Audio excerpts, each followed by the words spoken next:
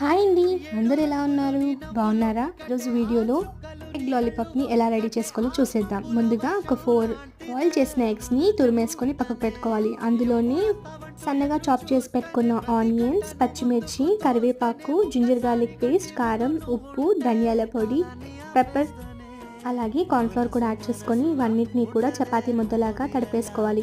ఇలా తడిపేసుకున్న దాన్ని చిన్న చిన్న రౌండ్ బాల్స్ లాగా చుట్టేసుకోవాలి. దీన్ని ఇప్పుడు మనం పక్కకు పెట్టుకోవాలి. ఇప్పుడు బ్రెడ్ క్రమ్స్ అలాగే ఒక బౌల్ తీసుకొని అందులో ఒక ఎగ్ని బీట్ చేసుకొని అందులో కొద్దిగా సాల్ట్ వేసుకొని దాంట్లో డిప్ చేసుకోవాలి. ఎగ్లో కోట్ చేసుకున్న బాల్స్ని మనం మళ్ళీ బ్రెడ్ క్రమ్స్లోకి యాడ్ చేసుకుంటూ మొత్తం కూడా కోట్ చేసుకోవాలి. ఇప్పుడు వీటిని చేసిన ఆయిల్లోకి వేసుకోవాలి. అన్నిటినీ చక్కగా గోల్డెన్ బ్రౌన్ వచ్చేంత వరకు కూడా ఫ్లిప్ చేసుకుంటూ ఫ్రై చేసుకోవాలి. అంతేనండి, టేస్టీగా ఎగ్ లాలీపాప్ రెడీ అయిపోతుంది. ఫైనల్గా టూత్ పిక్ తగ్గించుకొని టమాటో సాస్తో ఎంజాయ్ చేయండి. వీడియో నచ్చితే ప్లీజ్ లైక్, షేర్, సబ్స్క్రైబ్ చేయండి.